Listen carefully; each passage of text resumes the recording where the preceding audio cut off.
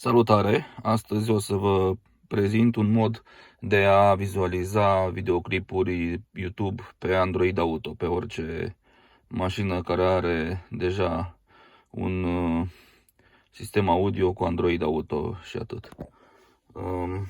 Să nu facem confuzia cu navigație Android chinezească aftermarket care se instalează pe mașină. Este vorba doar de device-uri cu Android Auto. Pentru asta avem nevoie să instalăm aplicația AAA de Auto, adică AAA Auto, 3DA și Auto. Undeva pe github.com găsim aplicația și o putem downloada. Eu am făcut deja acest lucru și o să intru în folderul cu Android Auto. Aici am instalat eu mai multe aplicații, dar să intru în aplicația Android Auto. AAA de Auto. Aici avem la rândul lor mai multe aplicații de instalat. Primele două, din câte știu, se instalează gratuit. Dacă ne uităm un pic mai jos, scrie: felicitări, aveți versiunea Verso pe 3,5 euro. Poate fi cumpărată și se pot instala toate aceste aplicații disponibile. Se face achiziția cu un cont de PayPal. Din ce am văzut, se poate și transfera de pe un device pe celălalt. Aici avem CarStream și Fermata Auto, pe care trebuie să le downloadăm. După ce le downloadăm, vom intra în aplicația CarStream sau Fermata Auto, dar după ce conectăm telefonul la mașină prin cablu.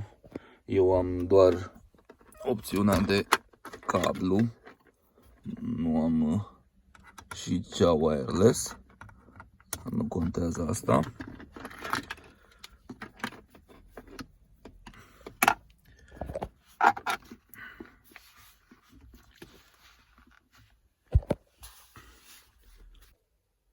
Bun, după ce am instalat aplicația aceasta, trebuie să conectăm telefonul la USB-ul mașinii și, foarte important, trebuie să instalăm aplicația Android Auto versiunea 6.6. Am uitat să vă spun că nu este compatibilă cu ultima versiune de Android Auto, ci doar 6.6. Ea poate fi instalată de pe site-ul pe care instalăm și aplicația AAD Auto, 3DA Auto. Acolo avem și link către versiunea care ne trebuie nouă.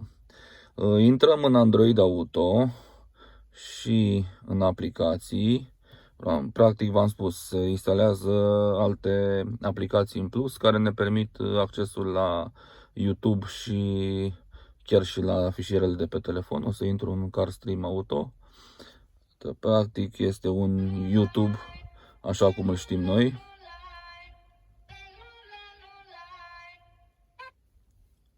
Bun, intru și în Fermata Auto. Iar aici avem o serie de opțiuni foarte interesante, printre care și YouTube-ul, unde de asemenea putem să reclame. După ce trec aceste reclame, vedem că putem viziona același videoclip. Bun.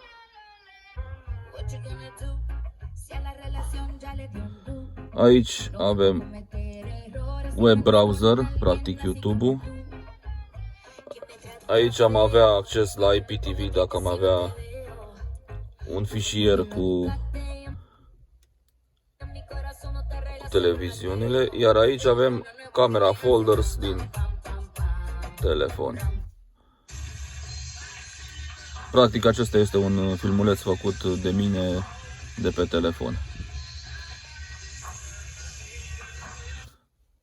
Cam atât despre aceste tweak-uri, aceste aplicații pe care le putem instala pe un telefon Android și pe care putem vizualiza în parcare un videoclip sau nu știu, dacă ai niște copii în spate care se uită, nu este recomandabil să ne uităm la clipuri video atunci când conducem. O să las toate linkurile utile mai jos.